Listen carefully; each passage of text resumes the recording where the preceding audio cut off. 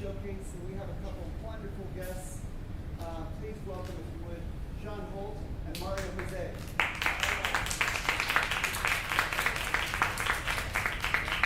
Wonderful musicians and singers and people, and you'll get a chance to hear from them a little bit.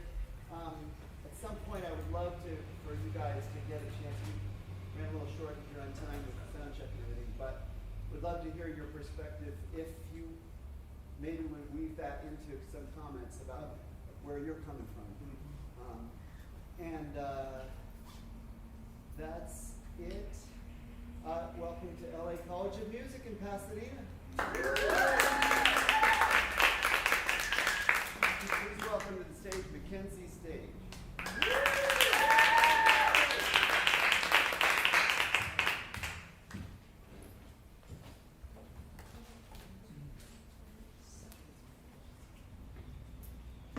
Everyone, how's everyone doing tonight? That's cool, that's exciting. Okay, I'm gonna sing first I Fall in Love Too Easily by Chet Baker. Alrighty.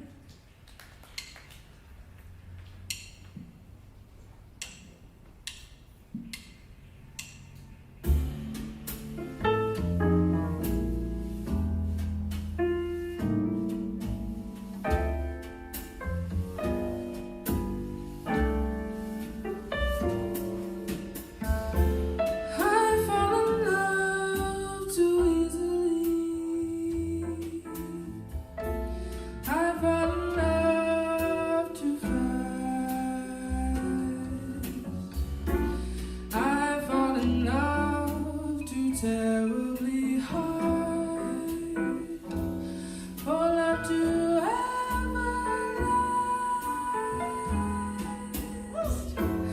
My heart should be well schooled, 'cause I've been fooled in the past, but still I fall in love too easily.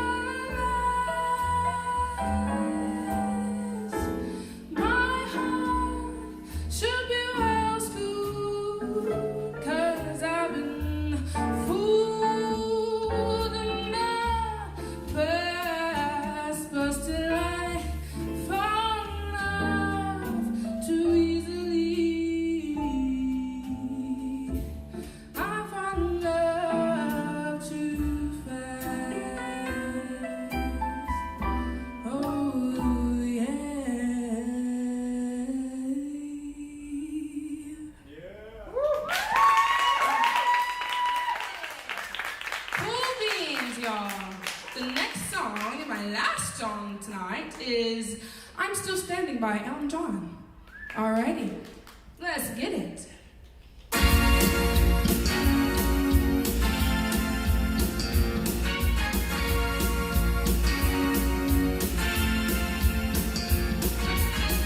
You can never know what it's like. Your blood like a winter freezes just like ice, and there's a pull on the light that shines from you. You wind up like the wreck you hide behind that mask you use. Did you think the smoke could never win? Well, look at me, I'm coming back again. I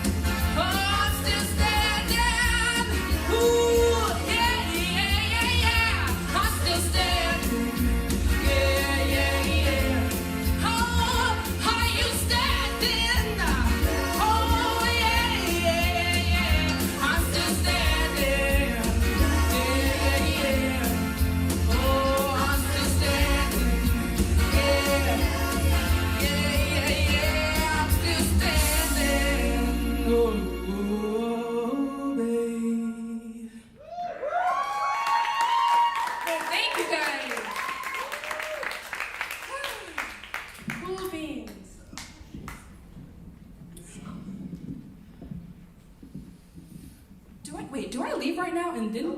Oh, okay. I'm so sorry. Sorry, we were just getting our mics set up. Yes. You go first. Hi, Mackenzie. Right? Hi. Hi. I'm Mario. Oh, hi, Mario. You look good tonight. Thank you. You as well. Oh, thank you. You're great. I like what I love about you is that we got an idea of who you were before you even sang.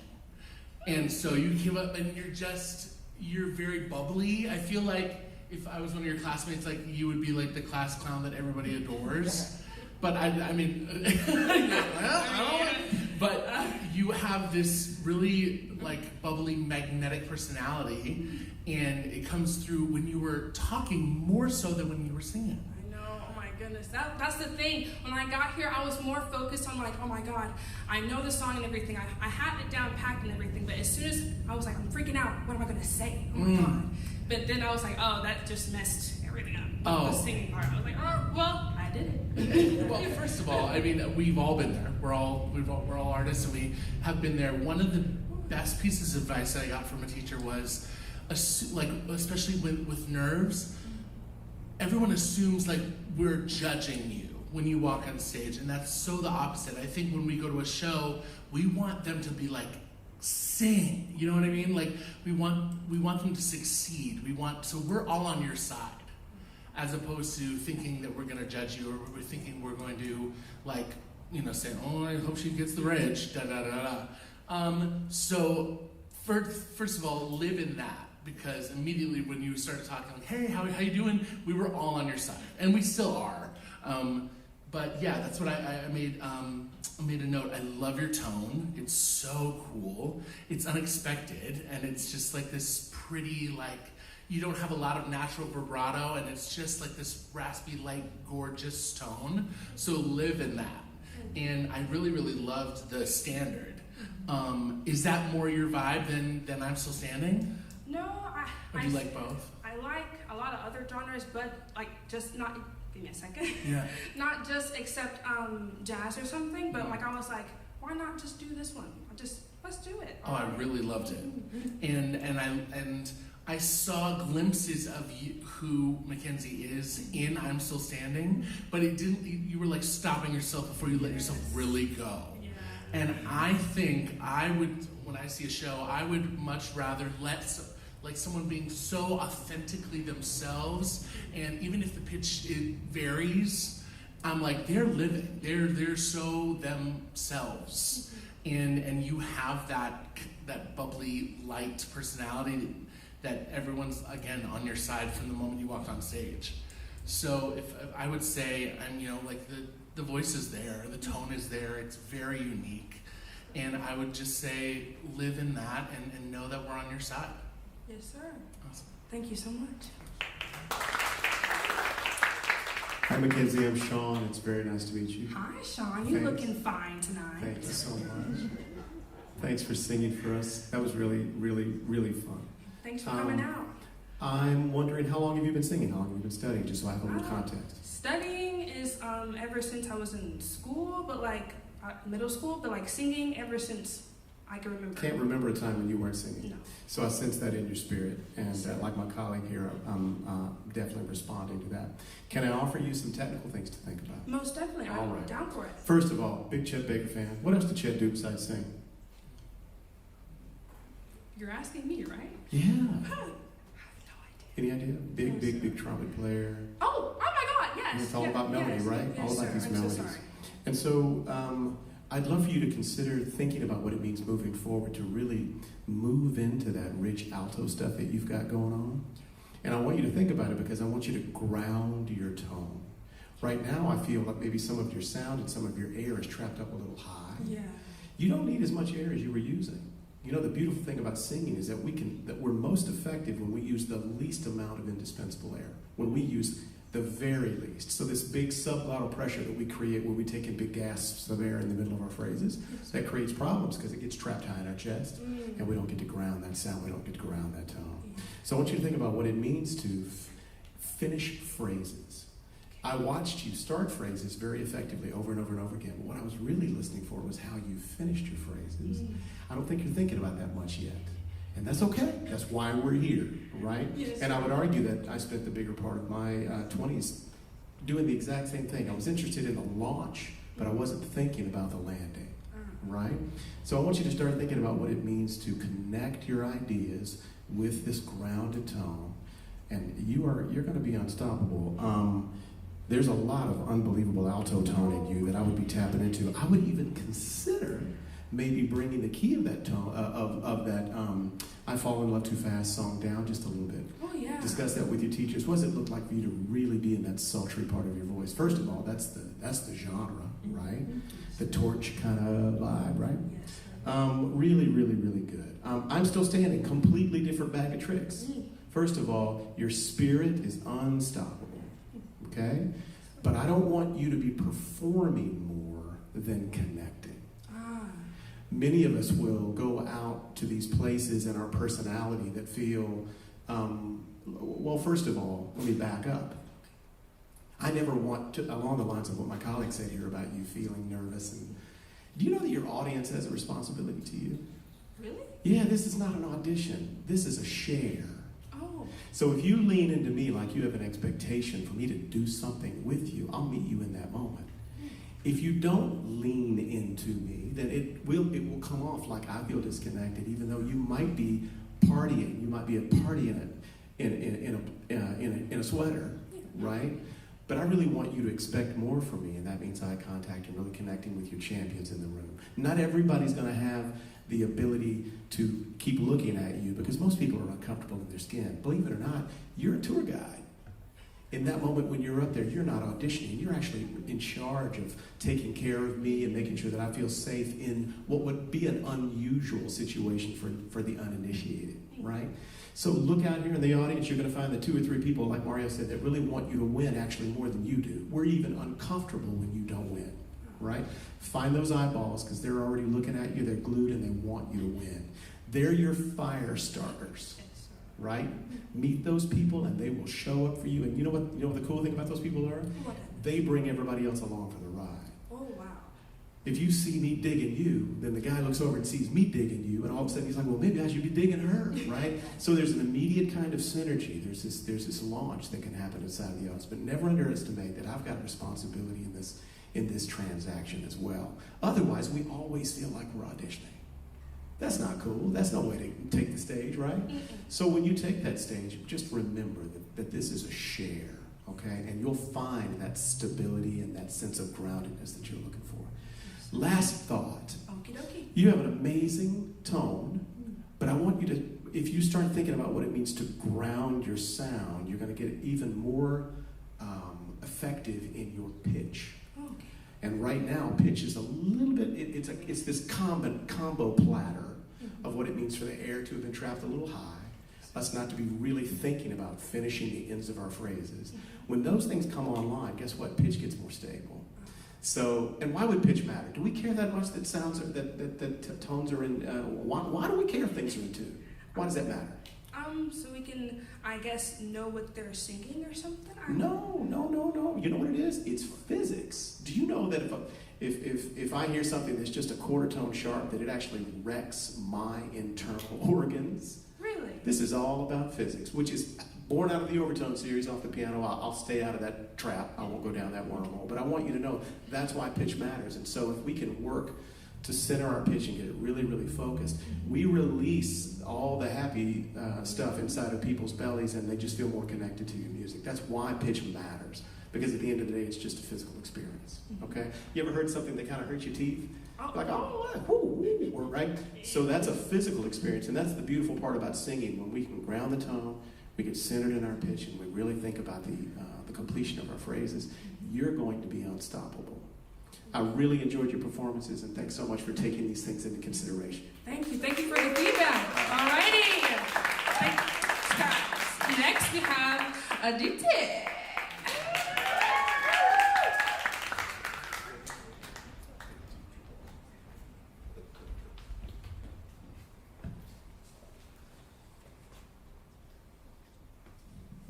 Hello, how's everyone doing this evening?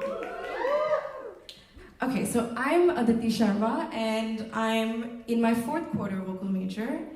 And the first song I'll be singing is A Song for You by Leon Russell. And it's about a plea from one lover to another. So, I'm ready.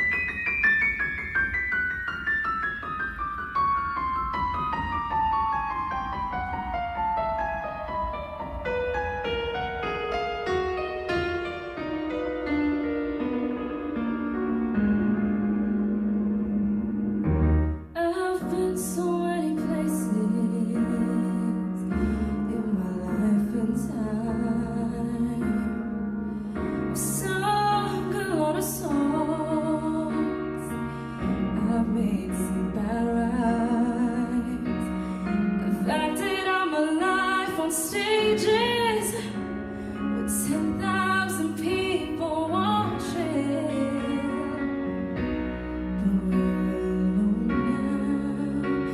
I'm singing this song to you. I know your image of me is what I hope to be. I treat anyone kindly, but can't you see? There's no one more important to me. Baby, please see through me, 'cause we're alone now, and I'm singing this song to you. You taught me precious secrets of the truth. You came out in front when I was hiding. Now I'm so much better, and if my words don't come together, listen to the melody, 'cause my love is in their hiding.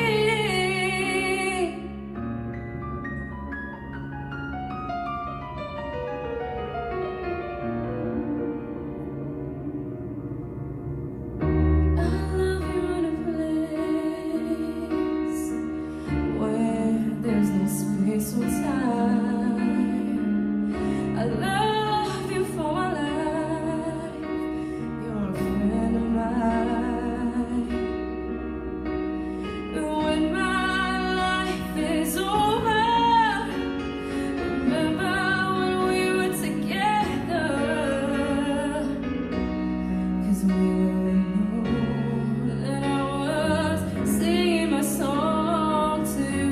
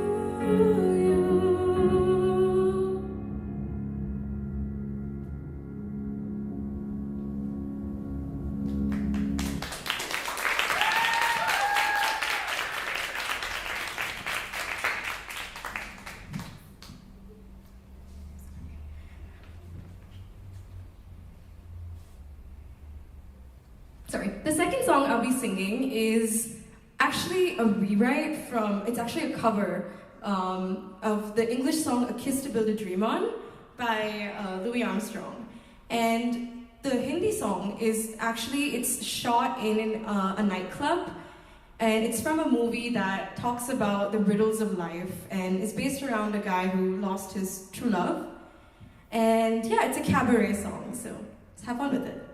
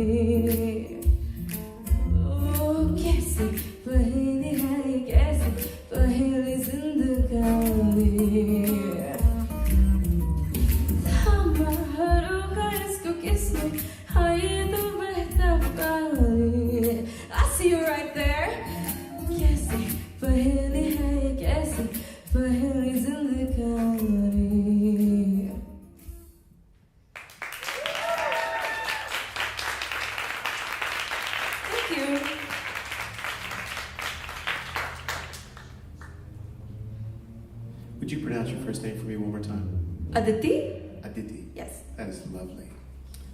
All right, let's see if I can read my writing. That's my glasses at home. Let's talk about a song for you. Okay. Which version of that song were you listening to? Whose performance? So I actually, Leon Russell and Whitney Houston. Okay. I just didn't do as much as Whitney Houston. Well, I just tried to who keep can? it my own Not element. me. Yeah. I want to give you one other artist to think about listening to for that song. Okay. Are you familiar with Donny Hathaway? Yeah, I did listen to the Donny Hathaway version too. There's a reason why. It's not because we want to rip Donny or that his licks are any better than Whitney's. Their husbands are all incredible and they do their thing, right? Donny is a cellist trapped in a singer. Okay? He's a cellist.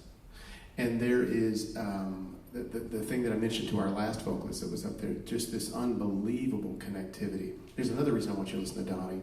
Whitney had some of this too, but Donnie might be one of the best voices that ever walked the planet.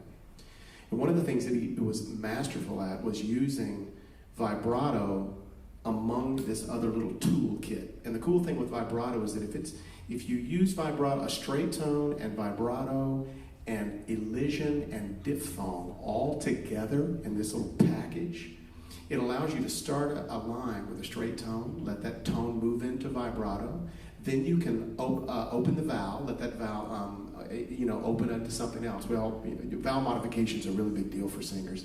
And then right as you get ready to change into your next word, you let those consonants elide. And then you realize that we are nothing but vowel delivery mediums.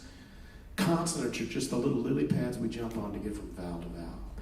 Donnie was a master at concentrating on the vowels. Go listen to it with those ears. Listen to Whitney with those ears too, and you'll start to realize, oh, it's not about those consonants, it's about those vowels and how we shape them.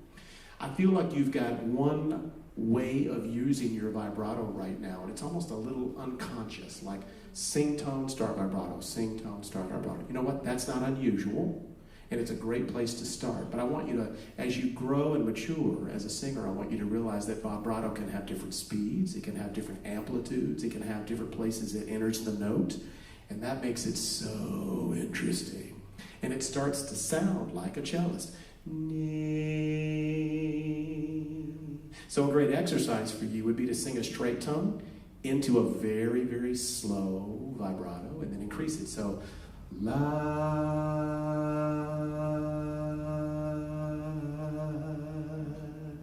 and then go the other way.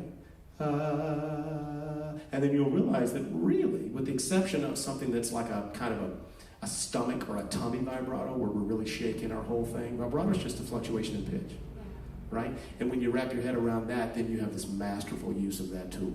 Dig? A couple of other ideas. In the song For You, I heard you sing in phrases that sounded like this. What I really wanted was your story. So I always want to make sure, first of all, it was beautiful, really beautiful. But it will be more effective for your listening audience if those phrases start to come off like a constant narrative, and that has you connecting to the story, not just the words. As singers, we are so interested in the lick or the way we sound on a tone that sometimes we forget we're really storytellers. All those other things come second to whether or not people got the story from us. So just keep that in mind as you move forward. When you go up into your head voice, do me a favor and drop that jaw so that la will get something that sounds a little bit more mixed and it won't be so wispy. And if you'll drop that jaw, guess what happens? It just all comes along for the ride, right? So keep that in mind too. Let's see here. Last thing, the way you finished your first song, it was beautiful, but I want you to hold me captive at the end of your song. You ever been to an orchestral concert before where the conductor's got his baton up and the last orchestra note plays and then he holds his hands up and the audience doesn't clap until what? Until they start again. Until he drops the baton. I want you to hold me with your baton. So I don't just start clapping, because remember that this is a transaction with your audience. We have a responsibility. So if you get to the end of that tune and you don't look up and you don't drop your mic, I'm obliged to wait in that moment. And the ends of things are just as interesting as the beginning of things. So hold me captive. Don't let go of me until you're ready, okay? In your other song, I Felt Your Joy. Man, did I feel your joy. And you know what else I heard? I heard this masterful back phrasing that I didn't hear in your first song. So something about the way you learned that tune or the way you've connected to Kiss to Build a Dream On demonstrated a completely different level of like mastery. I was like, oh my gosh, listen to those phrases. Those are unbelievable. It's like pulling something through water, right? It was masterful. So make sure that you're that conscious in every song that you do, and go borrow from the wonderful things that are happening in that song and take some of that stuff into a song for you and anything else that you're doing, okay? Yeah. Great song choices, cool keys. You felt very connected, and I loved the playfulness in the second song as well. Really well done. Thank you for sharing that. Thank you. Hi. Hi. You sound great, and there's so many things that I agree with Sean about. Before LA College Music, how long have you sung? Have you always sang? Like, what's your musical background? So I took Hindustani classical vocals, which is very different from contemporary Western, but I took it for about a year. Love. And then after that, I didn't really do much. I love it, and I think that I felt that you were more comfortable singing in Hindi. Is it Hindi? Yes. Yeah. And it was like this. You were like, hey, and like you were sultry, and you were living in that, and it was so cool to see exactly what Sean said, that the phrasing changed and your intonation was so much more solid in the second song because I think you felt more comfortable in it, and that is great. Once you find your thing, and even if you sang A Song for You by Donny Hathaway is my favorite song of all time, so I was like, hell yes. When you were gonna do this, I was like so excited, and your tone is gorgeous, especially in the lower register. It's just like it was just really rich and nice, but I think you were waiting for every phrase. So, you're more important to me. Baby, want to dance it through me. It was much more stiff. Whereas the second song, you were like snapping along and you were up and down physically, and your intonation didn't waver. So I was like, okay, then it's a thing about confidence. Because we all get it. The more confident we are, the better we sound, and all of that kind of snowballs into an awesome performance, which the second one really, really was. Do you know this artist named Sid Sriram? I don't think I'm familiar. Incredible. We went to college together, and he also came from a classical Indian vocals, and then he kind of would take that and translate it into now his kind of contemporary and R&B, and it's like some of the coolest stuff. But every phrase, every run, every moment of every song, once he starts, he's there. He's picturing something or someone. And that's what I would encourage you to do when you start singing a song like A Song for You.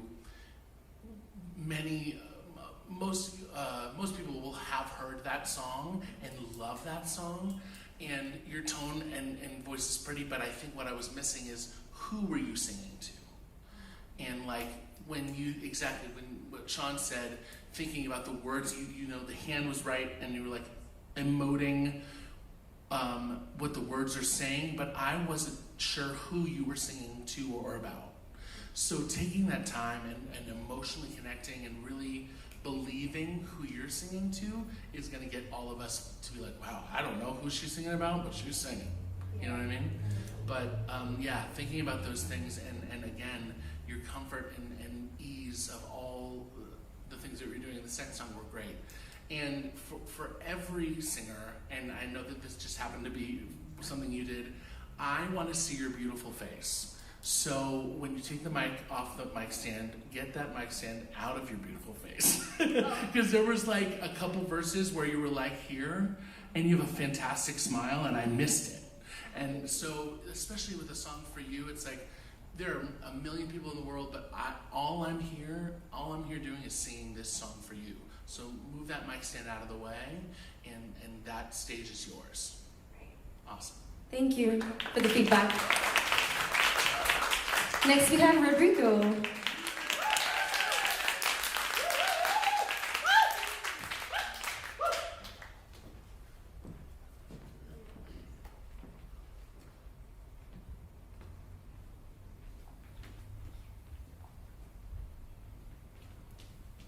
Hello.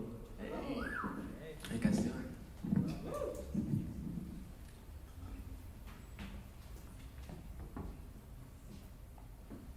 Well, again, my name is Rodrigo. This is my third quarter, and I'll be singing "Heart of Mine" by the Driver Era.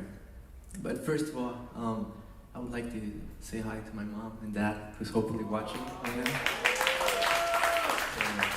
You're there. Hola.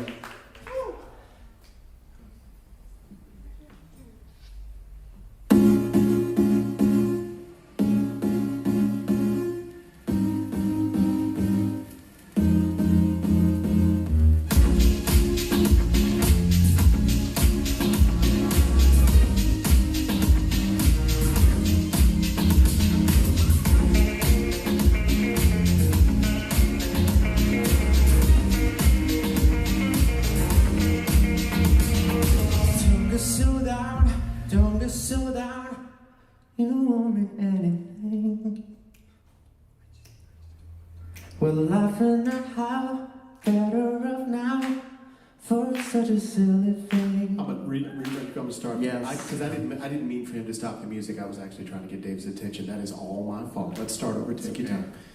Fresh start. That never happened. Okay. I was asking you to turn it down a little bit because I want to make sure I can hear you.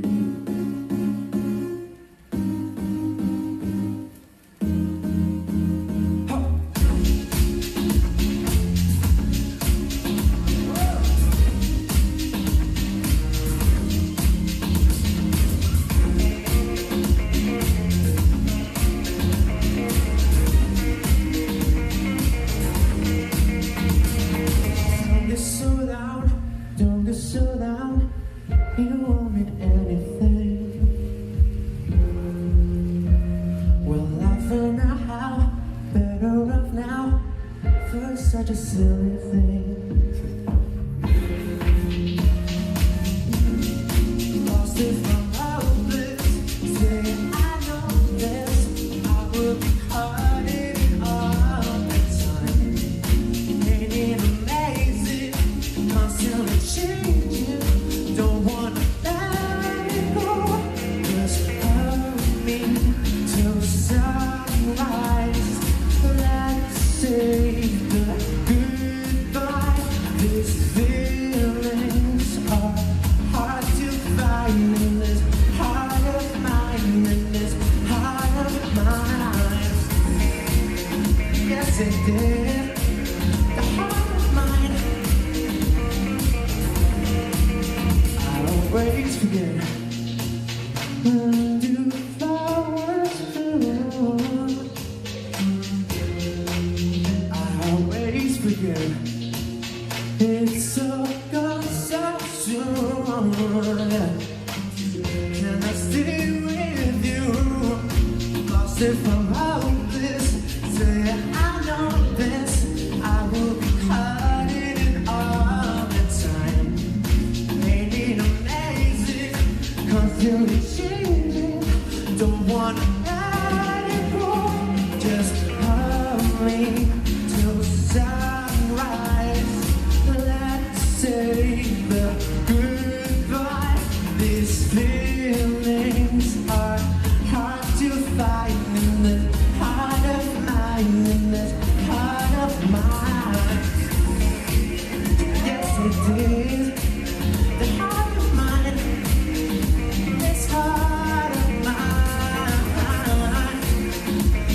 Oh, baby, the heart of mine. Oh, yeah, oh, yeah. We're caught in the fog, don't know if I said it's so very hard to take me out. We're caught in the fog. I feel now I'm here. Feel now I'm here. Just hold me till sunrise. Let's say the goodbye. These feelings are hard to find in this heart of mine, in this heart of mine. And yes, it is the heart of mine, this heart of mine. Oh, baby, the heart of mine.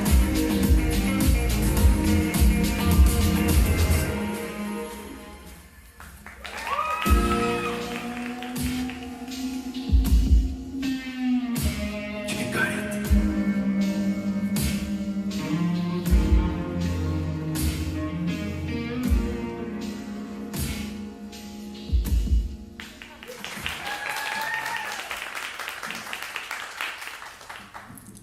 This next song is an original song. It's called Undone. And I hope you like it.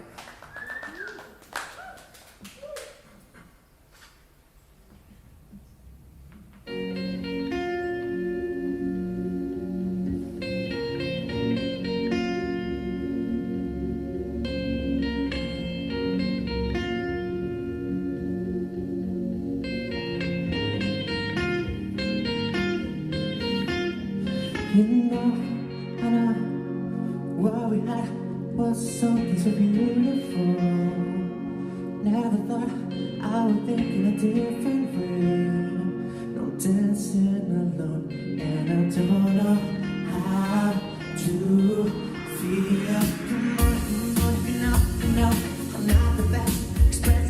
This is for me.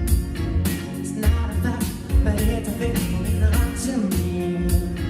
So heavenly, and I don't know why you chose me. Take my hand, take control, I hold you. I don't know how to live without you. You're the only one that can take me too far. Losing you, I don't wanna know. I'm undone. I feel so tired. Until I get up. 'Cause I know good, I show you my emotions from something about you know, far apart. I never won't believe me inside. Take away, I love to take a friend of mine. It's a mystery, and I don't know why do me. So I think in my mind, like I'm falling behind. There's nowhere to hide. I believe me when I'm calling your name, because I just cannot live without you. Take my hand, take control, I hold you. I don't know how to live without you. You're the only one that can take me too far. I'm losing you, I'm gonna know. I don't wanna know. I'm undone. I feel so tired. Until if I get up. 'Cause I'm not good at showing my emotions.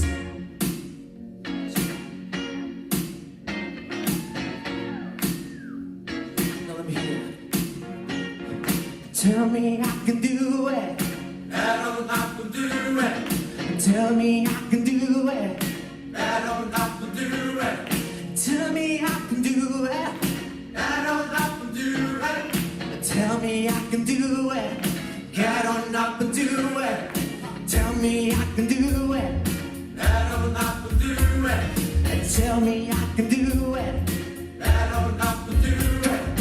Tell me I can do it. I don't have to do it. Tell me I can do it. Get on up and do it. Take my hand, take control, I hold you. I don't know how to live without you.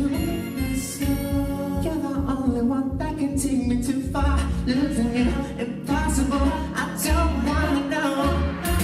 I'm undone. I feel so tired. Until if I get up. 'Cause I'm not good at showing my emotions.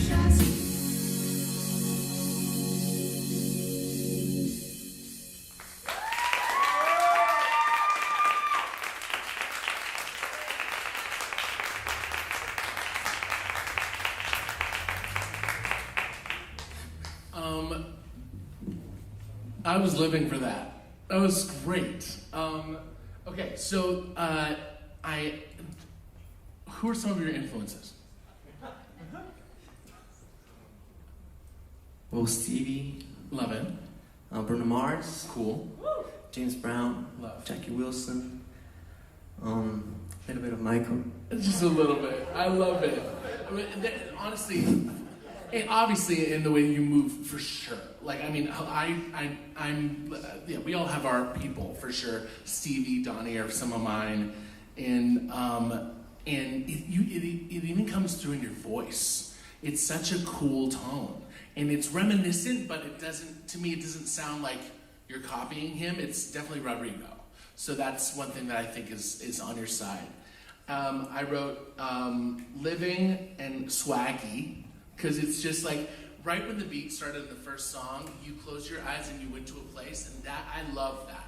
Because you were like, I love this song, I'm feeling it, let me go to a place. And you wanted to take us with you, which is great. Yeah, I just think, and then the original. With the performance aspect of it, you got it. It's great. I think with an original song, give us time to really know what you're singing about and really get to know the song, because that's our first time hearing it.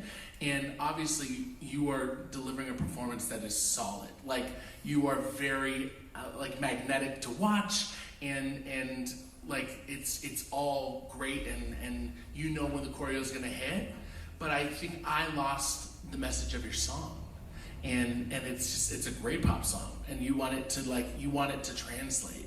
And so give us time, maybe like probably through the first chorus, to really just hear the song.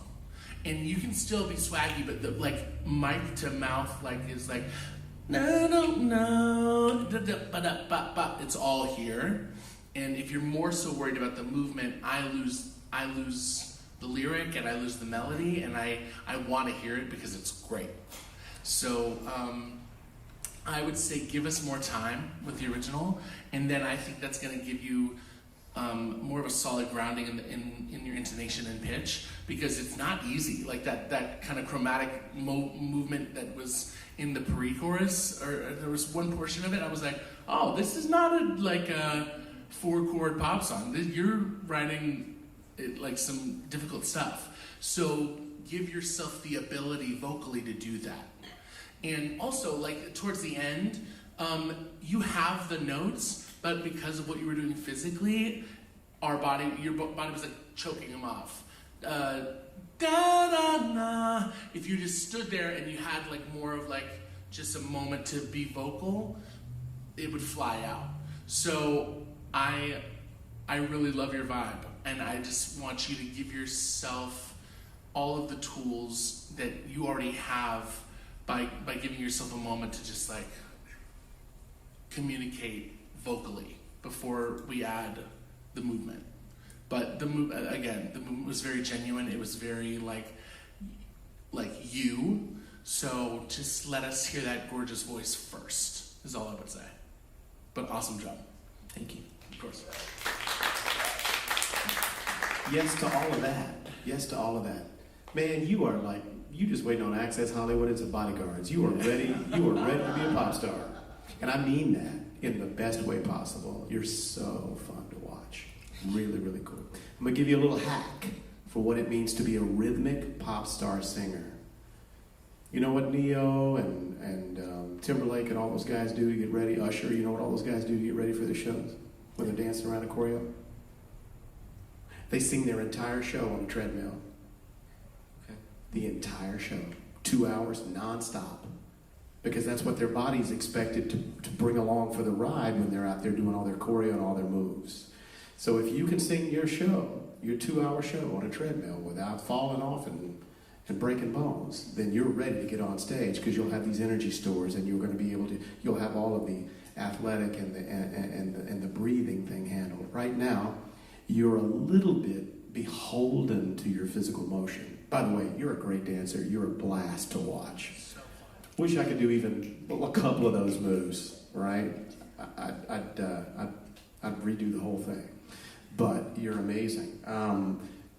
Consider that. Sing your song, sing a 45-minute set on a long run, or doing jumping jacks, and you'll be in the zone where all the rhythmic pop stars are. By the way, I think you have just a little bit more MJ than you are giving credit for. And I'm not mad at MJ. He's the source, right, for so many of these things. But if you go back and watch MJ's tapes, you'll notice, like my man Mario said here, that he's grounding that tone. I want you to know something about these microphones. These are 58s. I think did they create them in 1958 by Shure? Or is that just mythology?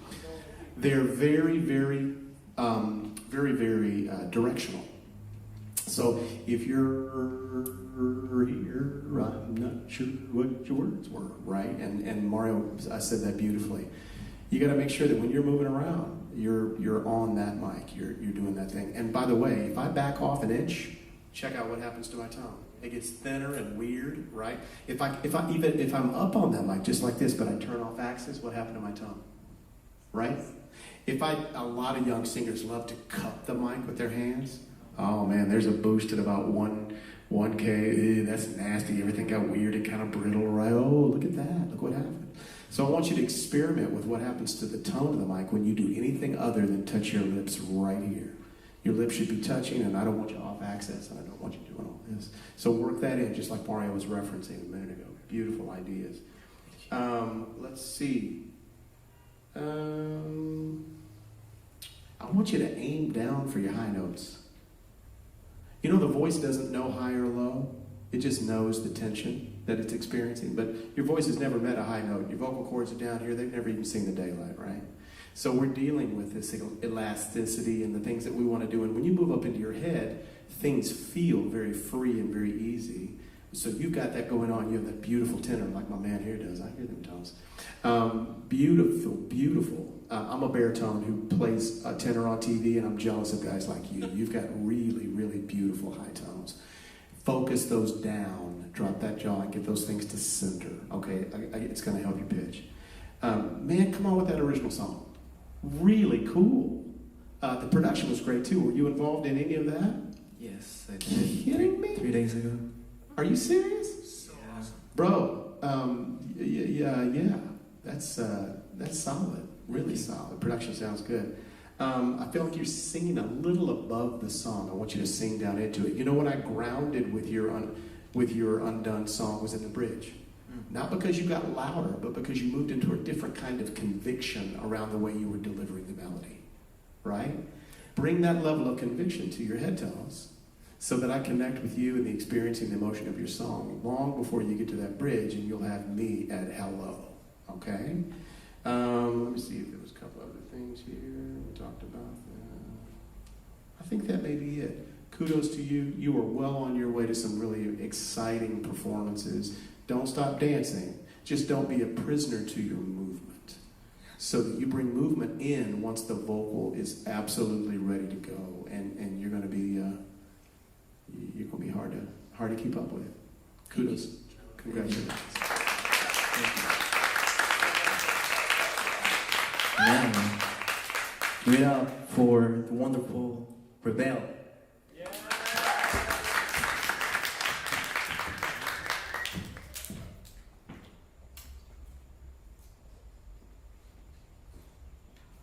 Hi guys. I have to come on stage after that. Oh my god. Hi everyone. I'm Rebel. This month has been really crazy for me because I'm about to release my first single, working on 2 more, and I'm excited and happy and scared at the same time. But down the line, when I imagine it, I'm kind of in love with my future.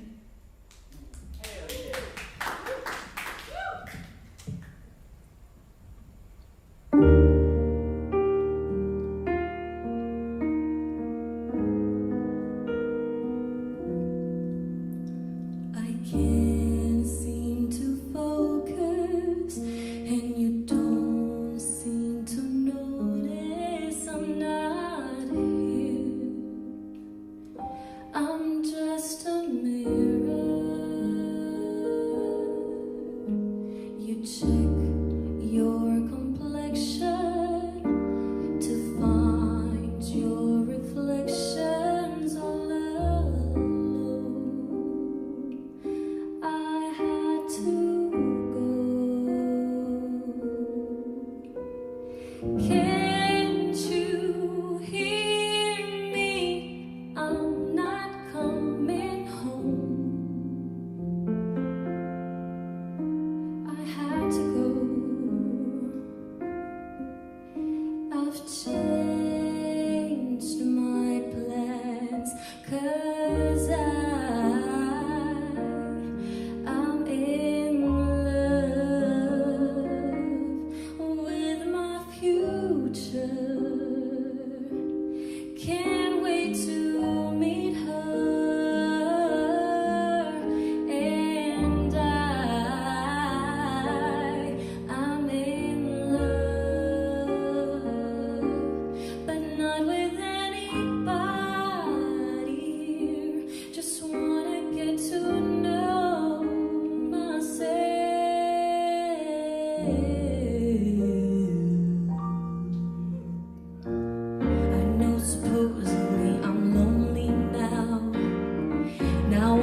supposed to be unhappy without someone, but aren't I someone? I'd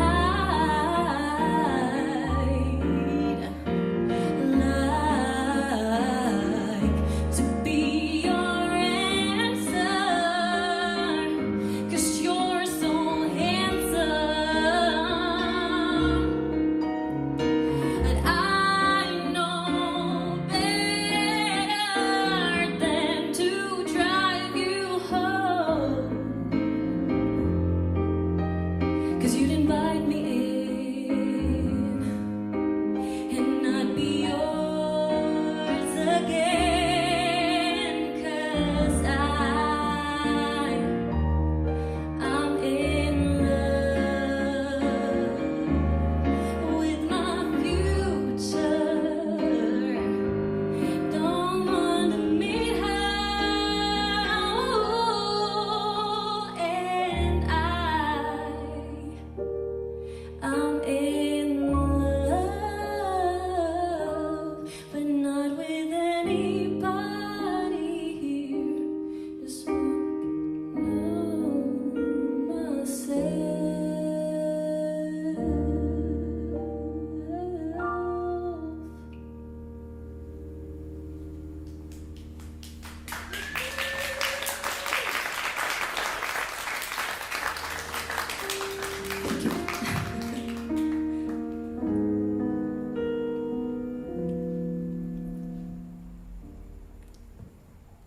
Next song, I haven't sung musical theater in a long time, and this song is kind of fun because it actually is telling the story that I have no idea what I'm doing, but it's exciting, and I just go as I go.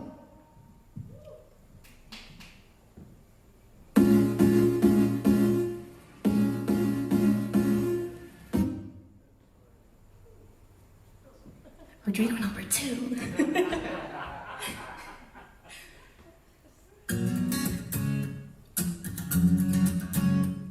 Hi. Can we try to have an optimistic outlook? Can we buck up just enough to see the world won't fall apart? Maybe this year we decide we're not giving up before we've tried. This year we'll make a new start. Another stellar conversation for the scrapbook, or another cup of coffee and watch it all crash and burn. I'm kinda coming up empty, can't find my way to you. Does anybody have a map? Anybody make it happen and know how the hell to do this? I don't know if you can tell, but this is me just pretending to know. So where's the map? I need a clue, 'cause the scary truth is I'm flying blind, and I'm making this up as I go. Another masterful attempt ends with disaster. Pour another cup of coffee and watch it all crash and burn. It's a puzzle, it's a maze. I tried to stay through it a million ways, but each day's another wrong turn. Does anybody have a map? Anybody maybe happen to know how the hell to do this? I don't know if you can tell, but this is me just pretending to know. So where's the map? I need a clue, 'cause the scary truth is I'm flying blind. I'm flying blind, and I'm making this up as I go. As I go.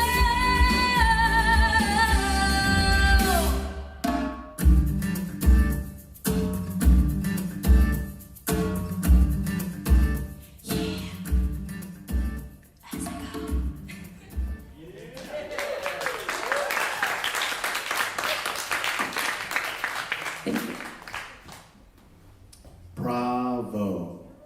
Thank you. So it was about 1995, 96. I've got a student down at USC. I'm young. I just finished my graduate degree, and I've got this young lady that's there singing for the jazz program.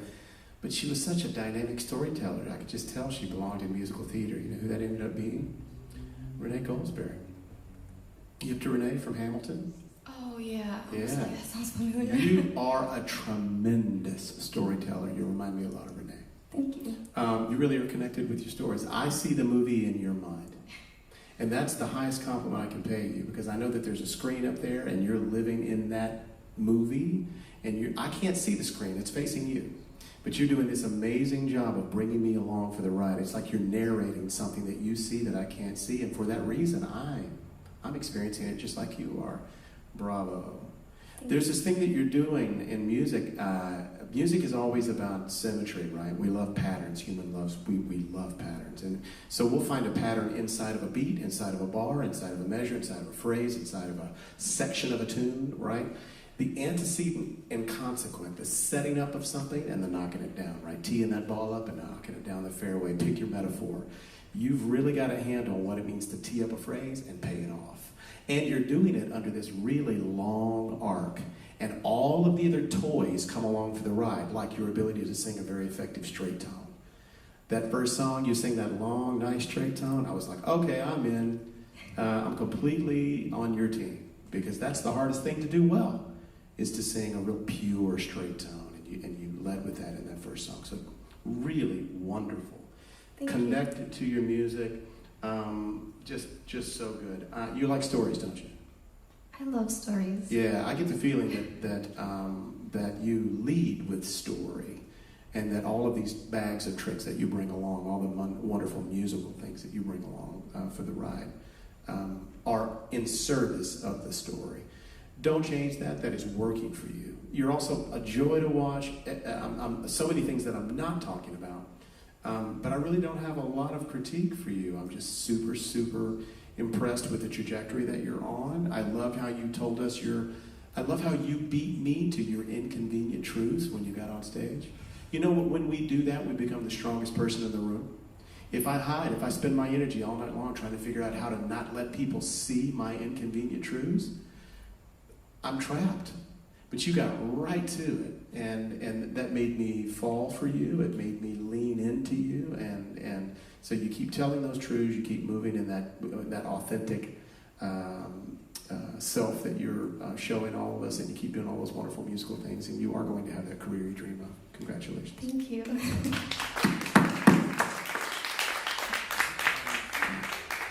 Hi. Hi. You're fantastic. I right from the beginning, what Sean's saying, your vulnerability, we were on your side immediately. And it was relatable, and it was authentic, and it was like, yes, I love that you took the time to think of the perfect setup into it, and you're like, and I think I'm in love with my future, like, boom, and I was like, hell yes, that was great. I just was like there, and I love that song, and your choices are really cool. Like Sean said, you have this gorgeous instrument, and I feel like a lot of similarities. I have a lot of similarities to you, that we feel probably, and correct me if I'm wrong, but the most confident in the belt big notes, because they sounded really solid. And like when I'm nervous and I'm like, ooh, I didn't land that run, I'm gonna just go higher and louder. Want the secret? Sure. It's not that I love belting, it's that I just recently discovered it. Oh, well, I'm loving it. Your belt is fantastic. Thank you. Well, I'll tell you one of my secrets. If I don't consider myself a runner, I consider myself a light jogger at best. And so in this world of all these clean runs that we see on TikTok and YouTube and everything, it's hard to not get in our head to think that we need to do those as well, which I love that you did your variations and your ad-libs. You did Rebel's version of My Future. And what I wrote was be confident in it, because the only moment that there was a flub was when you kind of were like, oh, I don't know if I landed that ad-lib, and then it like let it derail you in that sense. And we've all been there, one, so you can shake that off. And two, you took a second and you brought it back, and it's exactly what you need to do. It was such a pro move, and I was like, yep, again, even through that, I'm still on your side, because I heard the qualities that are great. I think one thing that, like, now that you just have these kind of under your belt is play with some, like, really, like, light head voicey stuff and, like, not so full tone, maybe more breathy stuff, especially on something out of the gate like I'm in love with my future, and, like, just like letting that kind of be floaty and like, because your note choices are cool, like, just it lends itself to be very different and awesome and authentic, and you are all of those things. So if I can just reinforce, you're solid, you're great, and like Sean said, this is just the beginning of so many awesome things that you're gonna do. And I admire your strength for releasing your own single. It's like letting your, like, birds fly out of the nest. It's the scariest beep you'll ever do, but lean into it and know that you're singing your butt off and just, like, live in that, because you're fantastic. Thank you so much. Of course, best of luck with the single. Next on stage we have Vinny.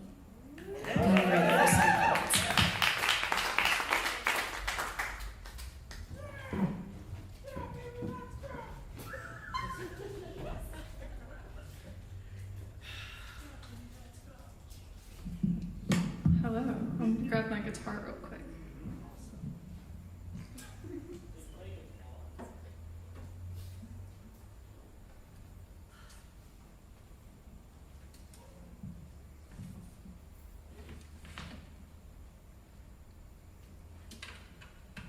Hello. I'm Vinny, and the first song I'm going to be singing is a cover by one of my favorite artists. His name is Noah Kahn. He's a folk artist from Vermont. And this is called Homesick. It's about hating your home, and as soon as you leave, all you want to do is go back. So, this is Homesick. 2 months since you got back, how have you been? Are you bored yet? The weather ain't been bad if you're into masochistic bullshit.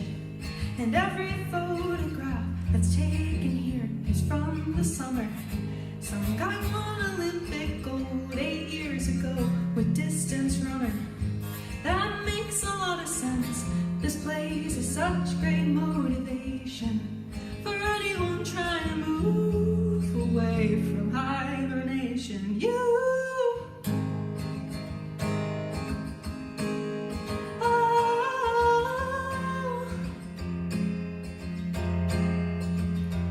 Oh Lord.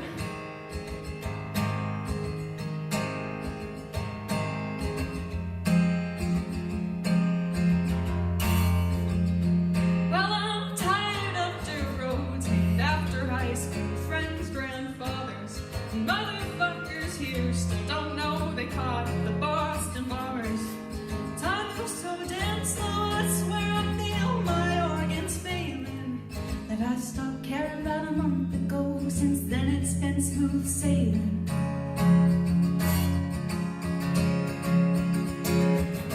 I would leave if only I could find a reason. I mean, because I grew up in New England. I got dreams, but I can't make myself believe them.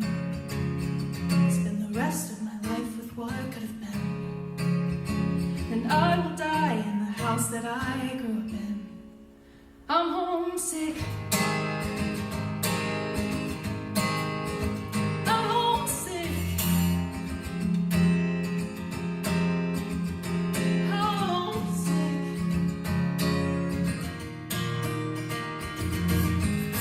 I would leave if only I could find a reason. I mean, because I grew up in New England. I got dreams, but I can't make myself believe them. Spend the rest of my life with what could have been. I will die in the house that I grew up in. I'm homesick. I'm homesick. I'm home. Homesick.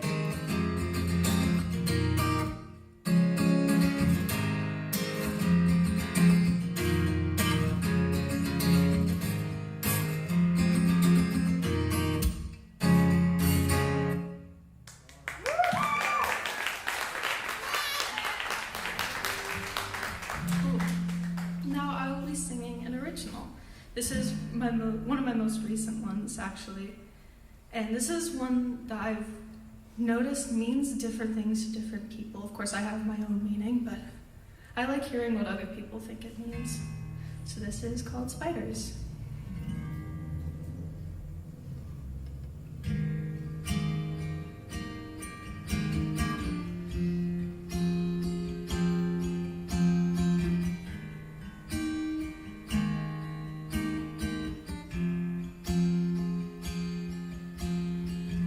You're scared of spiders. I think they're friendly. It's one of the reasons we work perfectly. I'll do the laundry if you take the trash out. We'll light some candles if there is a blackout.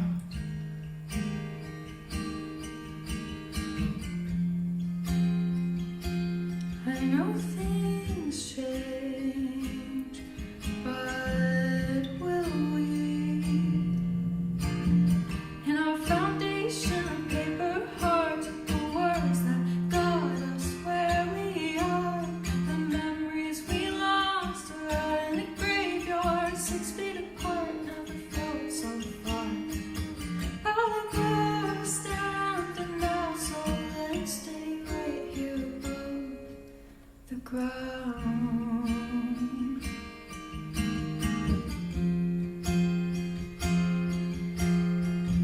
We're building walls and a roof for ourselves.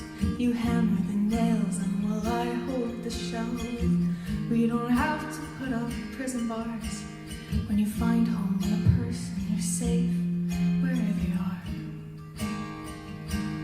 I know things changed, but will we? In our foundation of paper hearts, with the words that got us where we are, the memories we lost are out in the graveyard, 6 feet apart, never felt so far. I like where we're standing now, so let's stay right here above the ground. The ground.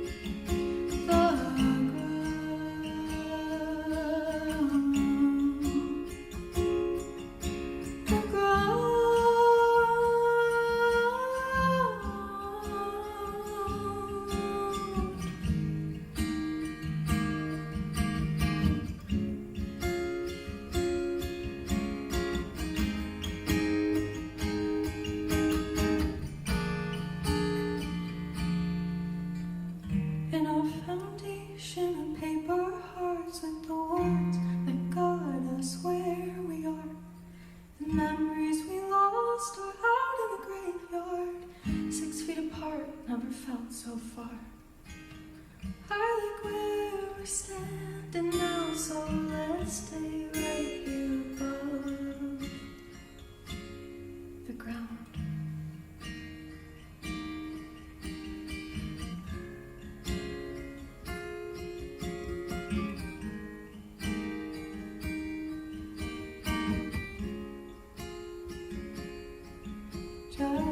Just promise you'll still let me take the spiders out.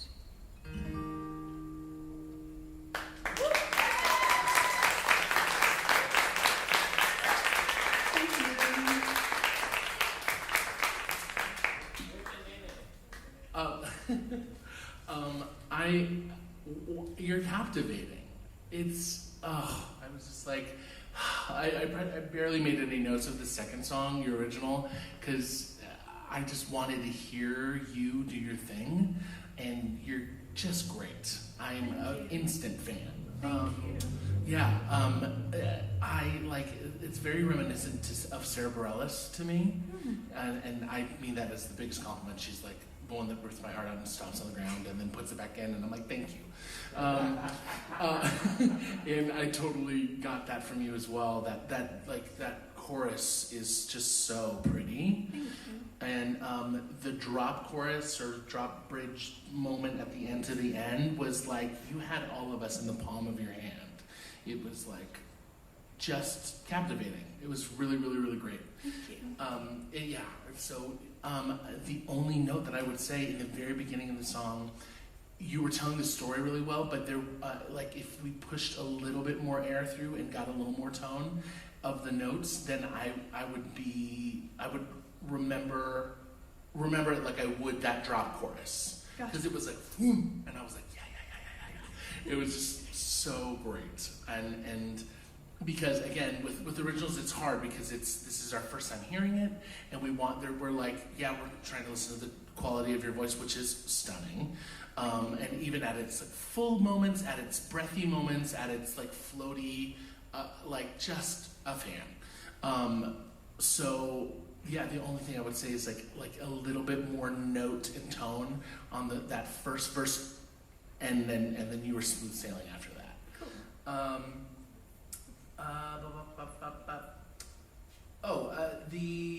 The Noah. How do you say his last name? Con. Yeah.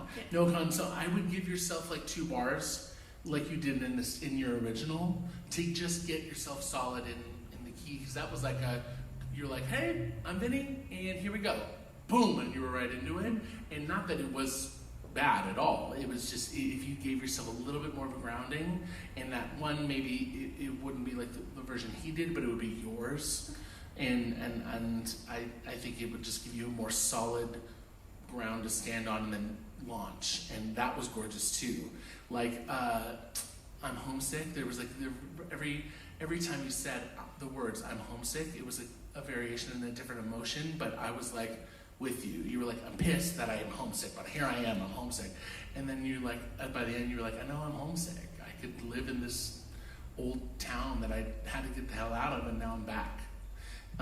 Yeah, I'm just such a fan, and I'm being nitpicky, but you're great, and please keep being you, because it's just so solid. Thank you. You're very welcome.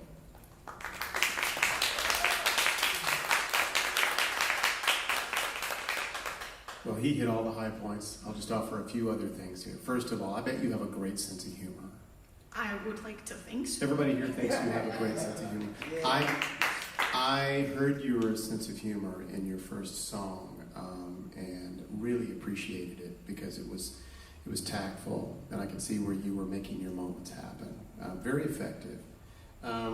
You're really conversational in your delivery, and that's a big win. That's straight out of the Joni Mitchell playbook, right? The way you handled irregular phrases, where you've got phrases come by that got 14 words and only 2 beats to fit them in. You've reconciled how to make that make sense in your music, and that's a hard thing to do for singer-songwriters. Really, really well done. You know what that guitar is when you're up there by yourself? What do you mean? It's the drummer, it's the orchestra, it's the bass players, the keyboard players, the string section. You're the whole ensemble. I want to give you some suggestions. You're connected to your guitar extremely effectively in the dynamic range and how it matches where you're going from a dynamic level. I want you to go buy a metronome if you don't have one, and I want you to start really, really digging into the subdivision of your groove, because you've got more rhythm going on in your mouth than you do your right hand. And I want those to be equally powerful. And right now, you're playing beautifully. Your strumming's gorgeous. You've got this, you've got this wonderful. There's a couple of small things. How much guitar have you studied? None. I'm self-taught. So do me a favor. Yes. Find this guy right here, the master craft. Find this guy. And you just happen to have, Master sitting in your midst, who's also a ridiculous singer, but I didn't say that out loud. Find this guy and start really making a science out of accompaniment. Okay. Really get those subdivisions, because what happens is when you get all of it on lock, when your orchestra gets on lock, one example, your low E string doesn't ring out when you play a D chord, right? The little things that will derail the listener, when you tighten just a few of those things up, you're going to be scary, because your intuition is spot on. Okay? These are small things. Again, like my friend here, I'm just being nitpicky because you didn't leave me much else to talk about because it was so freaking cool. I want you to also, because you're such a good storyteller, I want you to start considering how words feel in your mouth. That means we are capable of so much more than just talking on the microphone. You could make this story even more dynamic if you concentrated on the way these words are feeling in your mouth. Think about that going forward. Whatever that means to you, there's a whole other gear that is waiting for you to unlock when you start letting these words, when you start savoring the way these words feel in your storytelling. Because you got the messaging part down. You feel me? Just consider that. Let's see. Beautiful dynamic range. You know, when we start thinking about singer-songwriters and they do those breakdown choruses, where I want you is eating the microphone when you're super soft. You were a little off of it, which left me just slightly disconnected. Again, very, very picky comment. But if you get up here when you're telling me and you're thinking about the way those words feel, you don't have to look possessed like I do, but when you think about the way those words feel and you're hugging that microphone and you've got that tender moment and your orchestra is in perfect cadence with your vocal, then you're undeniable. And this is finishing school kind of comments. This is the stuff we work. These gains come slow and they take years. So this is nothing you're going to figure out in one semester. That level of mastery, though, is what I just want you to be aware of that level of mastery and know that it's a thing. Go listen to James Taylor. The way he accompanies himself on guitar. He's one of the most underrated guitarists on the planet, but you know what? Every guitar player worships him, right?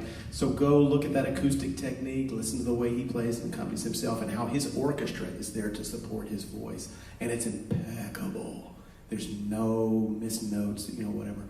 So again, I'm only mentioning some of these things just for things for you to think about as you progress. But I would spend money to hear you for 2 hours in Los Angeles. So that's what I want. That's what I want the takeaway to be. You're a very effective performer and a great storyteller. Congratulations. Thank you. Thank you so much.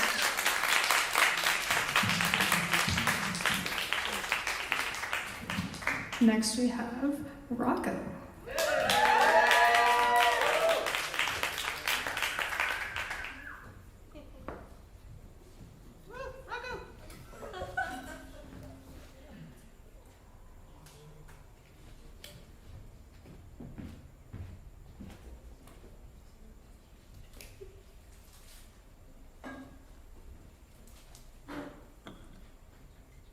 Two, 1, 2.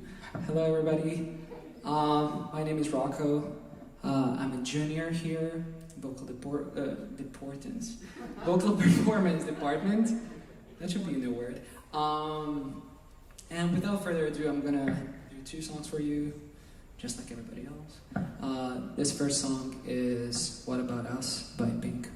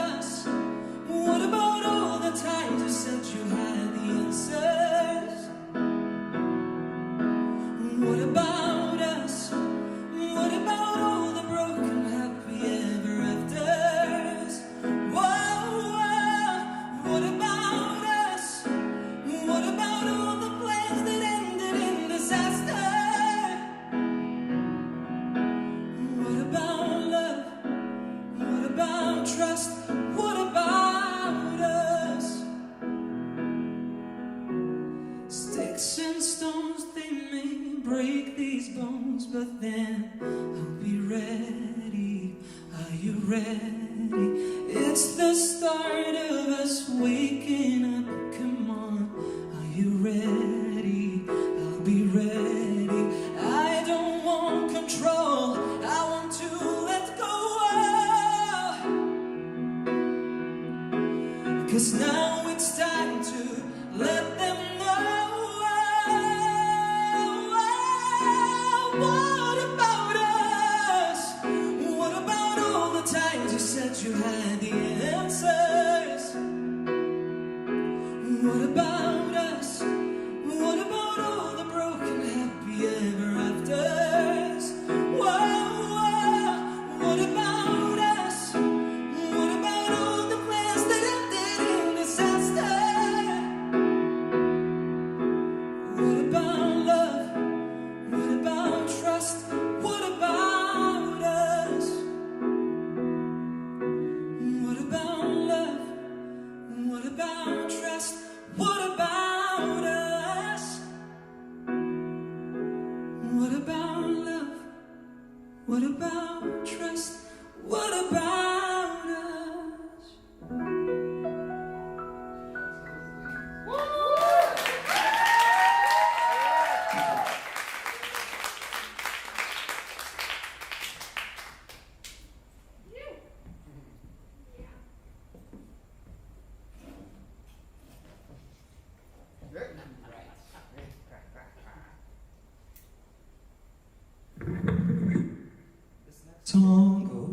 This next song is The Winner Takes It All. A bit of a different take on it, and I hope you guys enjoy it.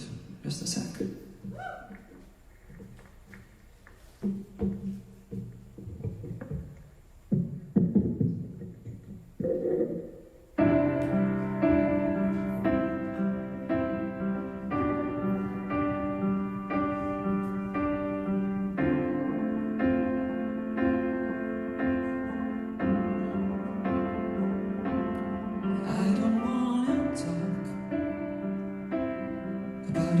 We've gone through,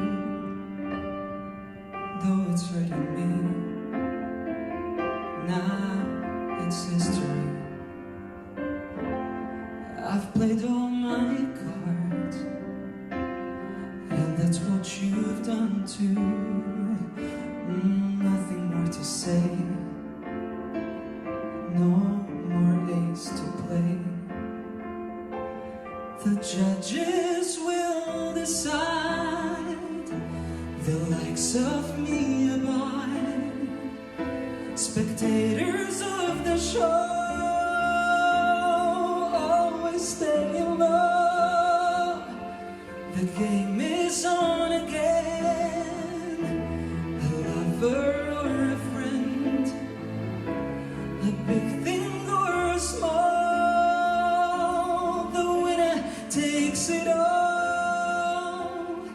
I was in your arms,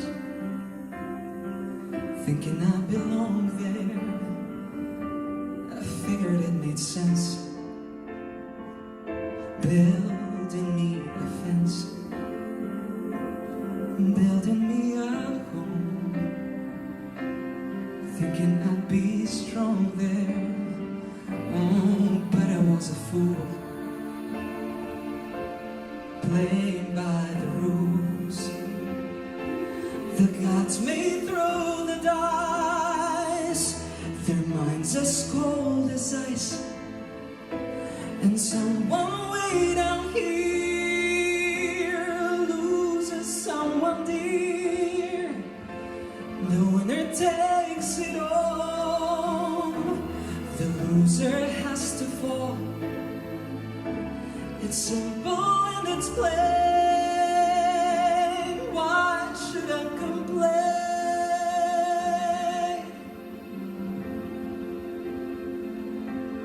Tell me, does he kiss like I used to kiss you? Does it feel the same when he calls your name? The winner takes it all.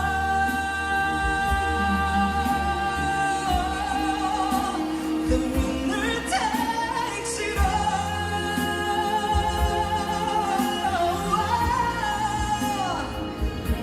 The winner takes it all. The loser standing small beside the victory. That's her destiny. The winner takes it all.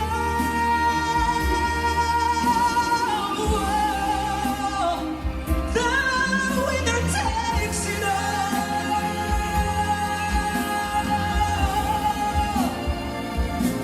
The winner takes it all.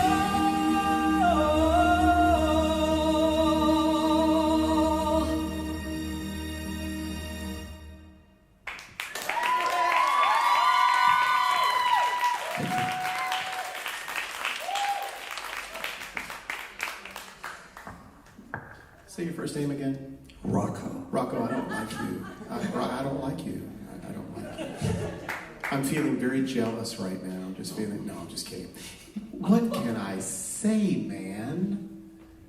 That was brilliant. Absolutely brilliant. Thank you so much. So let's start with, you didn't leave me much to talk about. So that's why I told you I didn't like you, because you didn't have much to talk about. But in all seriousness, that's a great example of you enjoying the way those words feel in your mouth. I saw that. You've made some connection to the way words feel, haven't you? Your heart was in your mouth, in the absolute best way possible. So beautiful work. I've got to believe you've been at this for a little while. You didn't start this just a few weeks ago. Yeah, a few months. Maybe a few months. No, yeah. I've been doing this for- Boy, your mixed belt up there is something I can only aspire to have, that level of control in that range. Just beautiful tenor tones.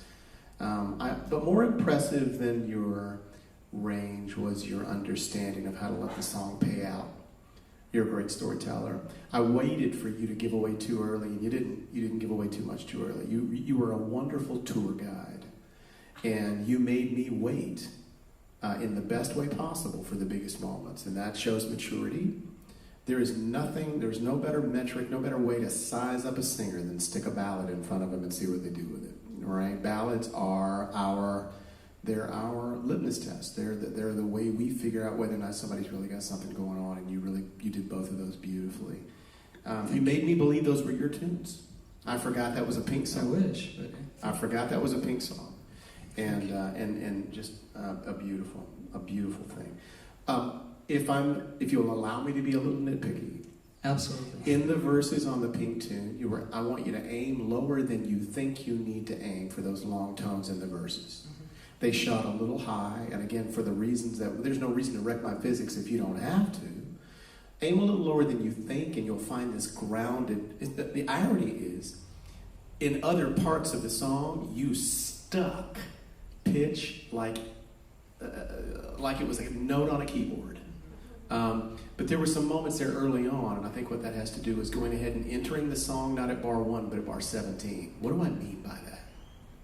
There's an energy that we move into the beginning of a song with that's always a little pensive. It's not quite settled. It doesn't feel like we're really ready. And then we get about a third of the way into the tune, and all of a sudden everything just starts to lock.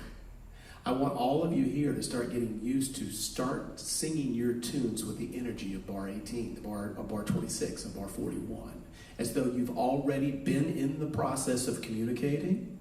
That's a little bit of a head trick, but if you'll keep that in mind, you'll go ahead and start sticking the landing early in the tune, and you won't have that pensive kind of feeling that we always have when we begin something. Much like my comments with the guitar last time, I want you to consider the fact that the piano is a full orchestra. And while you were in the ostinato part of those verses in that Pink tune, you set it and forget it. It wasn't as interesting as it could be. I want you to introduce the left foot on the damper pedal, so that much like your voice, your orchestra plays along and ebbs and flows. Again, I'm being picky because you didn't get a damn thing to talk about. But If I'm super, super nitpicky, these are the things that would take you to literally transcendent performances. And you're ready for that. You're ready for that. Your instruments Thank you so much. Seriously. Let me see if, I would love for you to, in your verses, you were conversational to the point where you were doing some very conversational things and kind of throwing some phrases away in your second song. Mix it up a little bit so that not every verse phrase is tossed away. And the juxtaposition between verses that we toss away and the ones that we sing all the way through make the whole experience more interesting. Again, this is grad school kind of comment right here. This is, are you a grad student? Undergrad. Oh, an undergrad. Yeah. Okay. But I appreciate it. Yeah, this is very refined kind of comments, but it's only because I think you're ready for this stuff. Thank you so much. Bravo. Thank you. I could be like ditto, but Rocco, you're incredible. Like, you are the kind of singer that inspires your peers and other singers to sing. Like, I was sitting here and I was like, oh my God, I want to do that. I want to do that. I want to do that. I want to do that. Wow. And just like your placement on the belting, it's just like you're a tenor's tenor and that you sing. So congratulations. That's first of course. I want more of Rocco. And here, this is the nitpicky thing too. You were so tasteful that I really admire that you paid homage to the melody of both songs. Like, when there's like singers that like over riff, you were not that at all. It was perfect. But I think moving forward, don't be afraid to show more of you. Because, like, literally the second verse of I was like, I hope he does some sort of, and you sang it, and I was like, oh, bad word. Because it was so good. It was, it's just so musical, your choices and your ad-libs, that I wanted more. Don't be afraid. Like, when the key change of The Winner Takes It All happened, I was like, I almost wanted you to do the November Ultra version that was like viral on TikTok, and she's like from France. Oh, she's great. Check it out, and she does. And it's like just her and piano. It's like, I don't want to talk. Oh, I know. Yeah, it was like viral on that sound on TikTok. And I was like, oh my gosh, are you going to sit down and play this version? Because I'm going to lose it. And also, I love ballads. If I could only release ballads for the rest of my life, and people weren't thinking like you're a sleepy guy, I would. But now I'm like thinking, anyways, it was inspiring to hear someone who also loves a ballad. And you're kind of one of those park and bark singers, I like to call them, because you can stand in the same spot on the stage, and there was never a moment where you didn't have us. And even in those moments that are awkward because they're instrumental or whatever, you were there emotionally, and it was just again captivating. You're so awesome. Don't be afraid to show more of you. Like, when it takes it all, like you melodically just break, like let it pour out of your heart, because it's there. And once you like unlock that, and you're just like you set us up perfectly. I never missed the melody because you gave it to us so beautifully that I was like, okay, now take it home. And then when the key changed up, I was like, great. Like my 4 comments I wrote were sing and play, because it was gorgeous. Like, it was perfectly accompanied, and like even like just little embellishments here and there. And then more Rocco. It was just like, don't be afraid to be you, because it's a beautiful thing. Thank you so much. Of course. Thank you.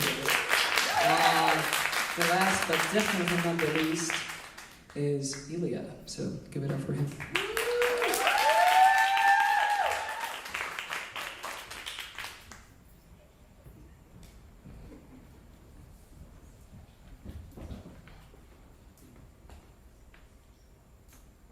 2, mic check. Oh, hello. How's everyone doing? Come on, guys. Thank you. First of all, I want to say congratulations to everyone. It was really beautiful, really beautiful. I never thought I was going to hear a song about spiders and actually enjoy the song. So, great job with that, because I absolutely hate them. I'm terrified. Anyways, I'm happy to close such a beautiful night, and I'm going to start by singing a wonderful song by a wonderful artist, Brian McKnight, One Last Cry.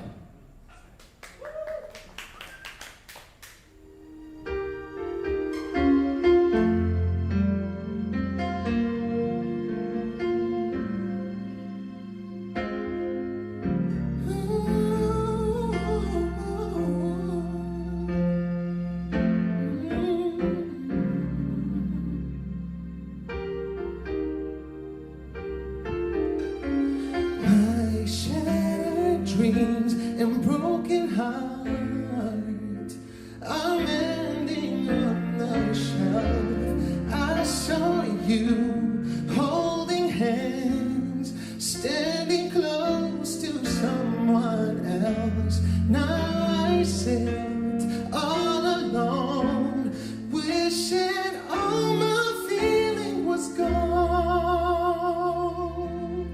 I gave my best to you, nothing for me to do, but if one last cry,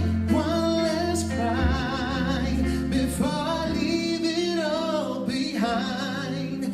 I gotta put you out of my mind this time. Stop living a lie. I guess I'm down to my last cry.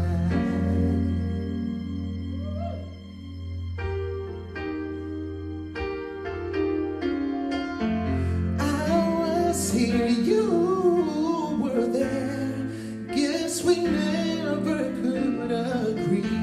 While the sun shines on you, I need some love to rain on me.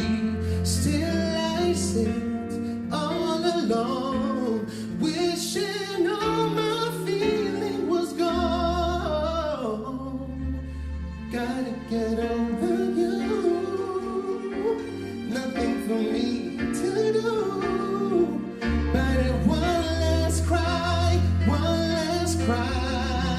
before I leave it all behind. I gotta put you out of my mind this time. Stop living a lie. I know I gotta be strong, 'cause round my life goes on and on and on.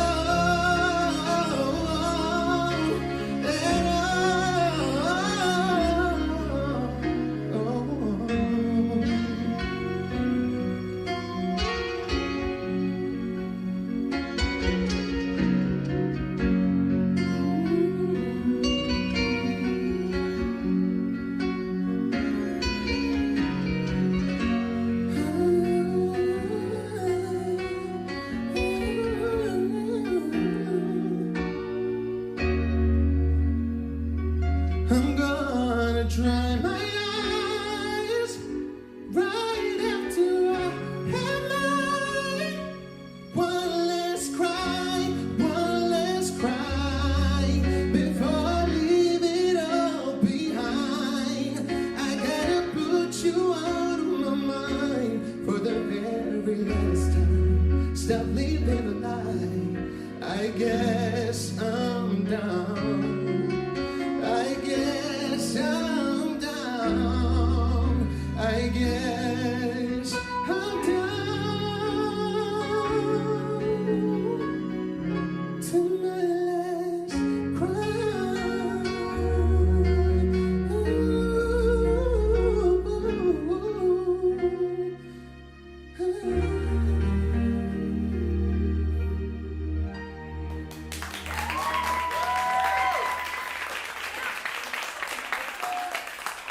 Thank you.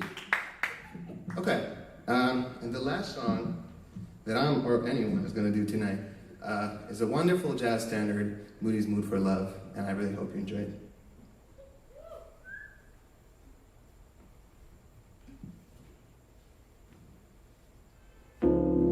There I go, there I go, there I go, there I go. Pretty baby, you are the soul who slips my control. Such a funny thing, but every time I'm near you, I never can behave. You give me the smile, and then I'm wrapped up in your magic. There's music all around me, crazy music, music that keeps calling me so very close to you. Turns me to your slave. Come and do with me any little thing that you want to. Anything, baby, just let me get next to you. Am I insane, or do I really see heaven in your eyes? Bright as stars that shine up above you in a clear blue skies.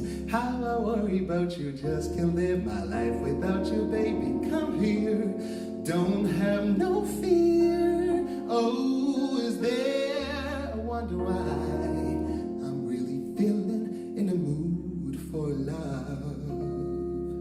So tell me why, stop to think about this weather, my dear. This little dream might fade away. There I go, I'm talking out of my head again. Oh baby, won't you come and put our two hearts together?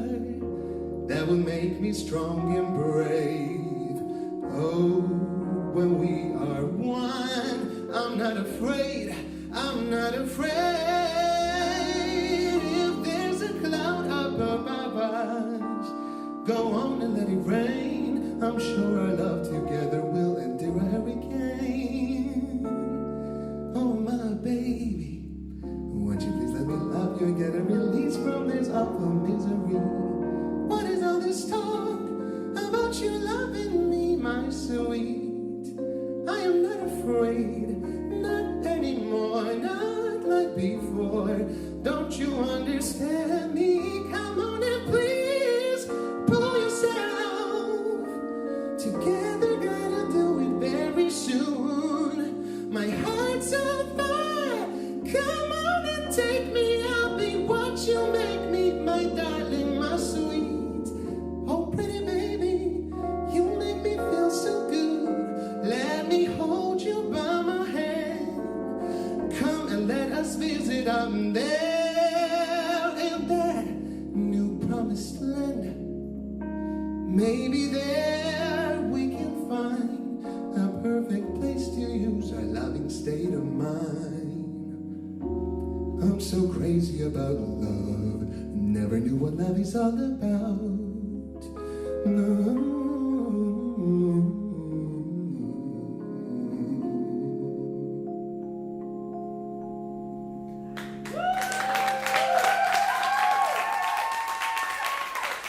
Thank you.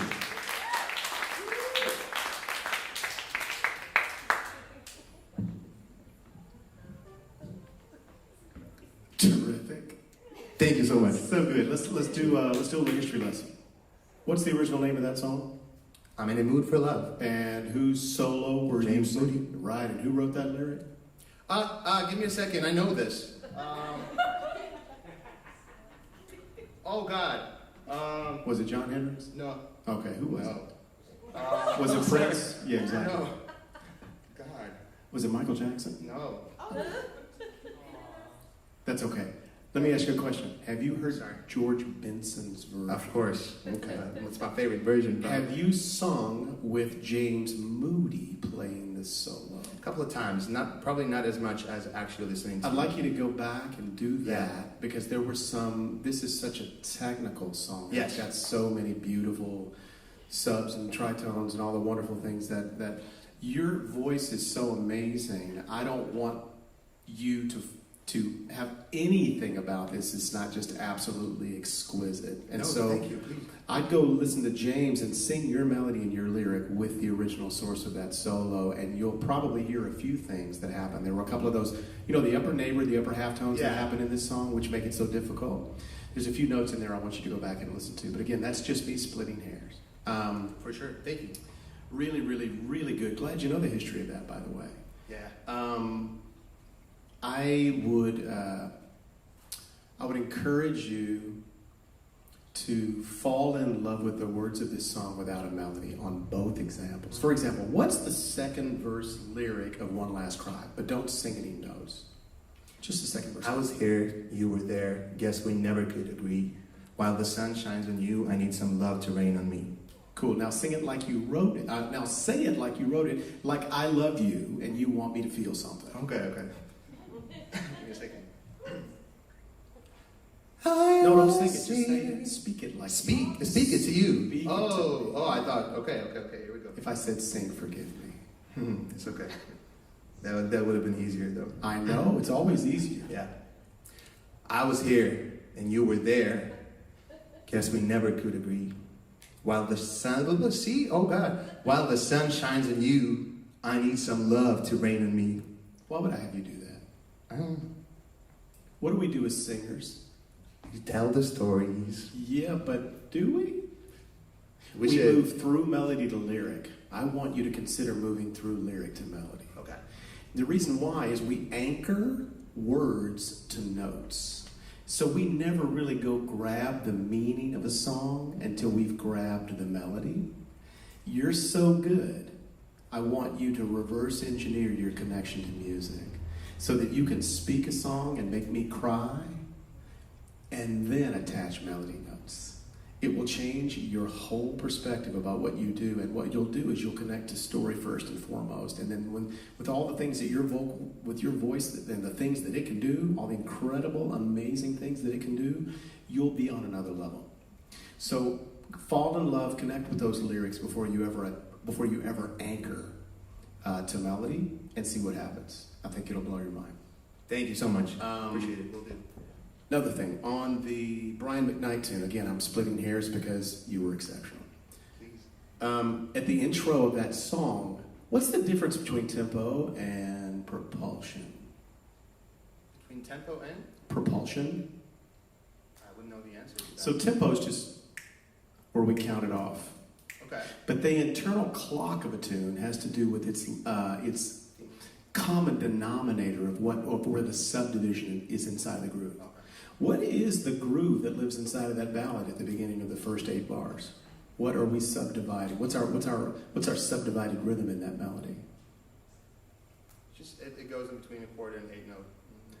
I'm gonna push back against that. It's 16ths. One less cry? We don't hear them, but that is the internal propulsion of that melody. Because you'll know it by the grace notes. So. I'm sorry. I'm sorry. I thought you meant the melody, the actual. No. The actual groove of the tune. Okay.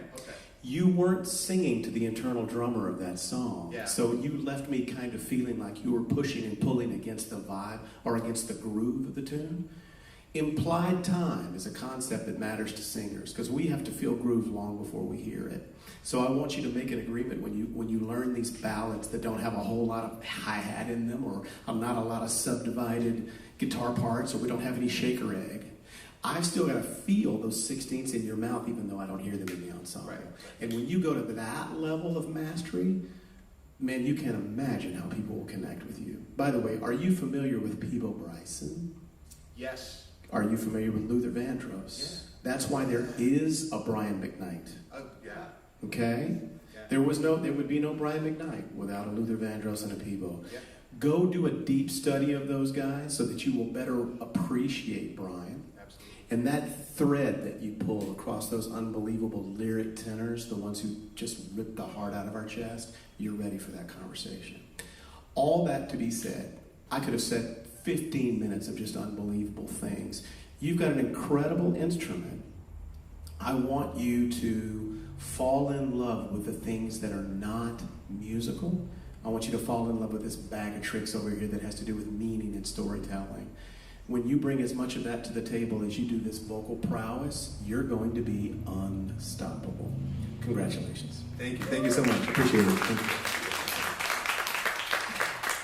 Hi. Hello. You're great. I know I have to find better things to say. I feel a lot of similarities in I'm reading about you and your journey. I went to Berkeley, and I was reading. I was like, oh my God, I was in Showcase. And then before you started, I leaned over to Sean. I said, these. I was literally, these would be the 2 songs that I would pick to sing in my final Showcase. So I was I'm just a fan. I'm on your side, and it's what a beautiful tone and instrument you have, and just live in that and let that live in you. I guess I want to be nitpicky too because of course it's just this is you can handle anything vocally, and it's you remind me a lot of Scott Hoying, and it's a baritone moment where and then you flip into your head voice and it's just so solid. That mix is crazy, and it's just yeah, and then the lows are so rich. I'm just I wish I could sing lower, and as stop yelling so much. That's my personal note for me. But I just absolutely loved it. Again, I wrote. How do you say your name again? Ilya. Ilya. Yes. I wrote more Ilya because the opening run of One Last Cry. I'm sure you were just okay, that's we do it to get it into it. My thing is and I'm just very okay, where am I? Okay, here I go. And it was solid, and those were those little moments that I heard, and because I know that song so well, I know the moment, the second verse, I was here over there, and it's, do I want to hear that? Of course, but do I want to hear Ilya more? Yes. I was here, you were there, guess we never could agree. And then just play with it, because you have the palette, and the canvas is yours. And that's why I'm play, I don't even know, just loop it, and then when you hear those ad-libbing moments, don't do that. Just as and I don't have to sing the melody, but do something different deliberately, and then Ilya's version will be born from that. And it's you have that upper range too, so I'm gonna drive my it's so rangy, that song, that you have. I just want you to be confident in your palette, because it's beautiful, and again, all of the singers that came and Ryan McKnight, they were given kind of their foundation, but you absolutely have the tools to build upon it. Don't be afraid to be you, because it's the instrument is so there. And then Mood for Love, I would say the exact same thing.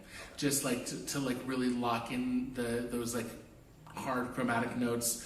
In that, the version I'm most familiar with is Brian McKnight, Rochelle Farrell, and Take 6, and it's on Quincy Jones's Q's Cook Joints. Yeah. And that is crazy. And when you sing, I almost sing. I'm just a fan. And the encouragement is to lean into more of Ilya. It's just, don't be afraid to be you, because the tools are there, and now you can just create your version of it. For sure. Yeah. Thank you. Of course. Thanks for coming to the last one here. Please give it up for our panelists. Thank you so much.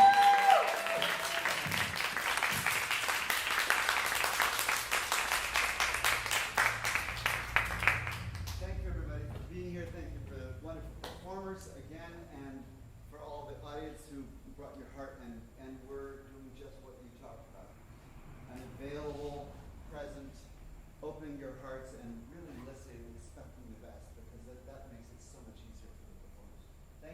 so much.